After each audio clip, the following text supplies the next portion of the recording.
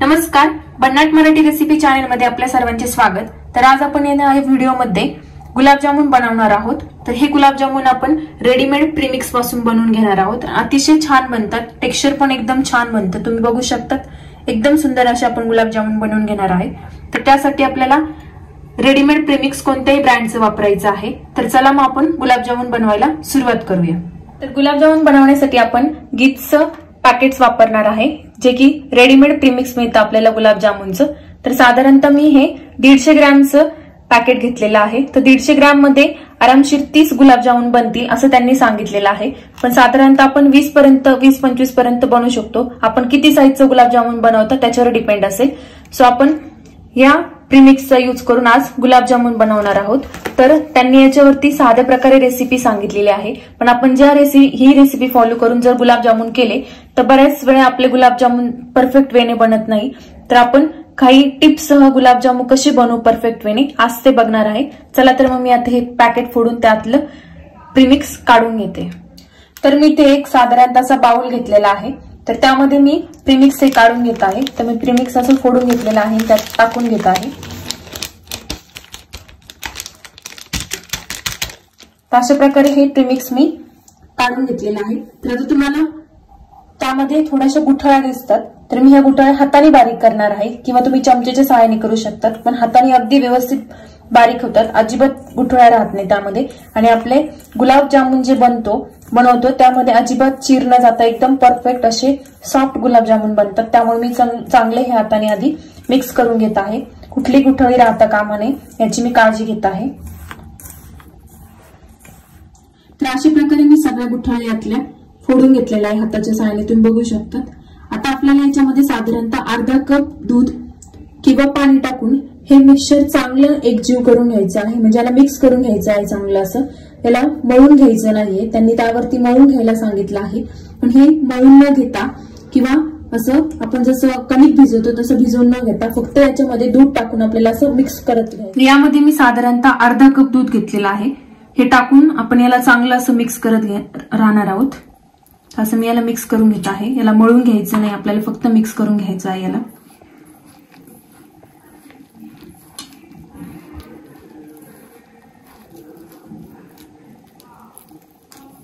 तुम्ही हळूहळू दूध टाकून मिक्स करून घ्या।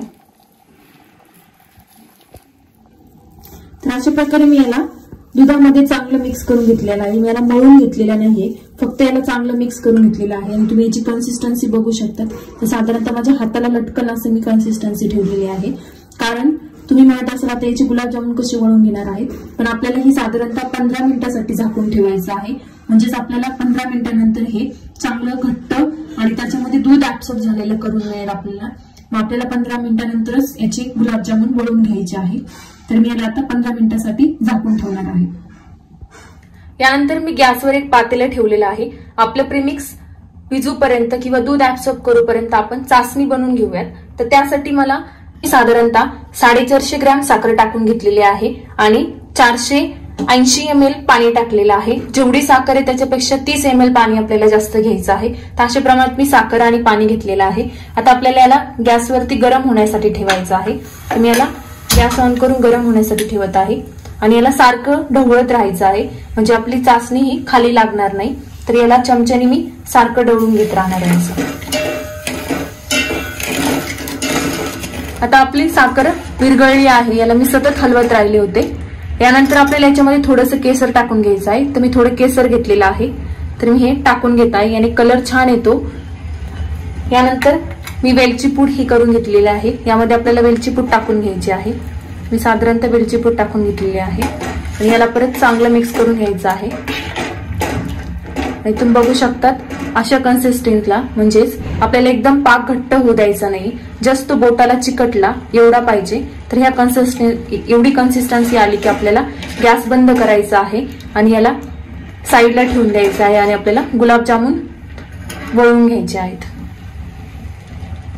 तर अशा प्रकारे आपली चासणी बनून तयार आहे। आता मी गॅस बंद करून ठेवलेला आहे आणि आपल्याला गुलाबजामुन वळवून घ्यायचे आहे।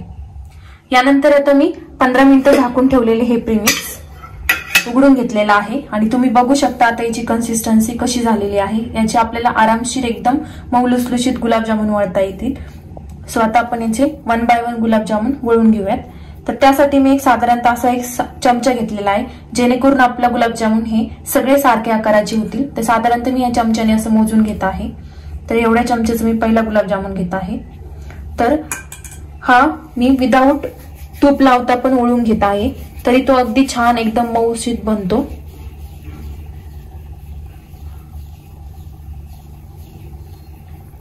तुम्ही बघू शकतात एकदम छान असं कुठेही चिर न राहता एकदम छान असा मऊसूत गुलाबजामुन बनलेला आहे. तर अशा प्रकारे आपल्याला बाकीचे पण गुलाबजामुन बनवून घ्यायचे आहे.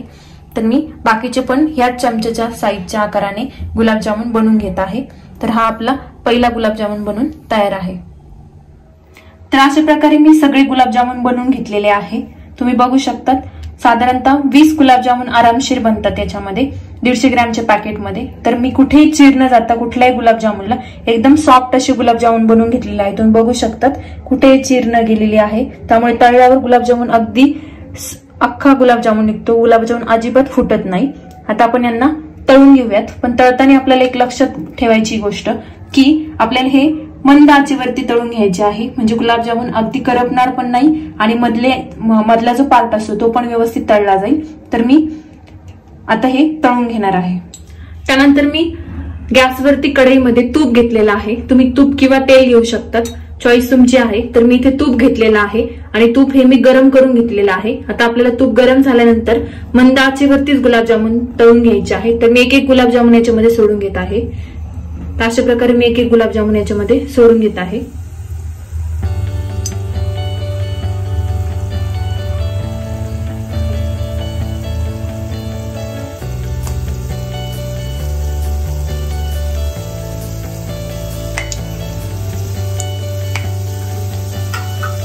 आणि आपल्याला मंद आचेवरच तळून घ्यायचे आहे. तर अशा प्रकारे आपले गुलाबजामुन हे चांगले परतायला लागलेले आहे. तुम्ही बघू शकता कुठल्याही गुलाबजामुनला चीर गेलेली नाहीये. त्याला असं हलवत राहायचंय लो आचेवरती.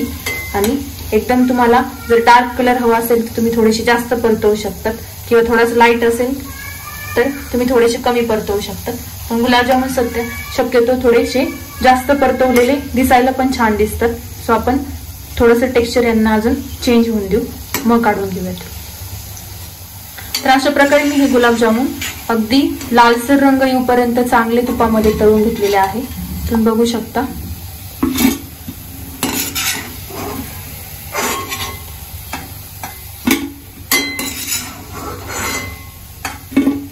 आणि आता मी सेकंड बॅच तळायला टाकून घेत आहे. सेम आपल्याला तशाच प्रकारे गुलाबजामुन तळून घ्यायचे आहे.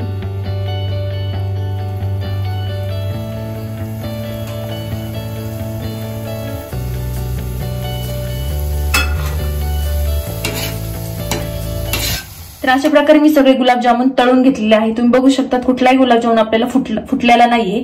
आता आपल्याला गरम चासणीमध्ये टाकून घ्यायचं आहे. तर मी गॅसवर इथे चासणी ठेवलेली आहे. आता आपण हे सगळं याच्यामध्ये टाकून घेऊयात. चासणी ही गरम पाहिजे थोडीशी, तर चासणी ही अजून गरम आहे. नसेल तर तुम्ही परत गरम करून घेऊ शकतात. आणि असे आपल्याला हे गुलाबजामुन याच्यामध्ये सोडून द्यायचे आहे. तर मी अशा प्रकारे हे सगळे गुलाबजामुन याच्यामध्ये टाकून देत आहे. आणि आपल्याला याच्यात चांगले असे बुडतील अशा प्रकारे ठेवायचे आहे.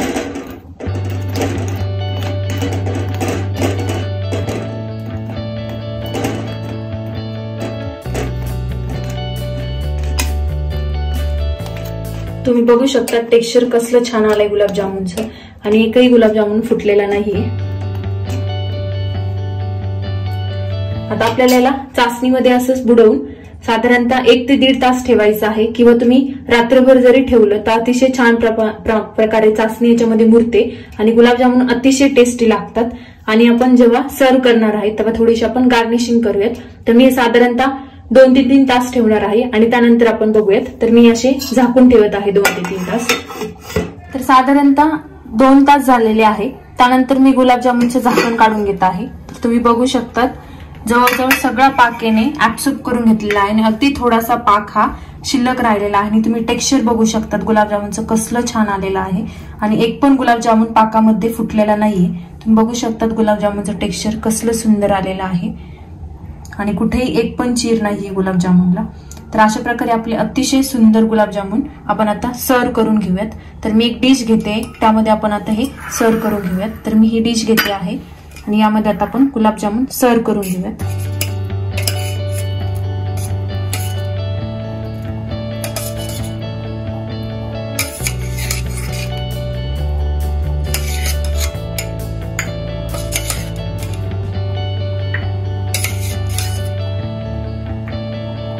साधारणतः मी एवढे गुलाबजामुन सर्व करून घेतले आणि त्याच्यावरती मी असा पाक टाकून घेत आहे।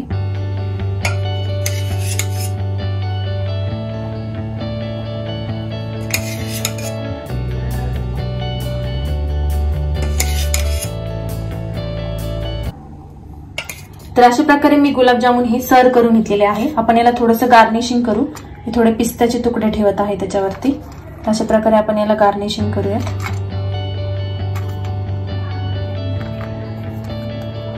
आणि थोडेसे बदामाचे काप पण ठेवत आहे याच्यावरती।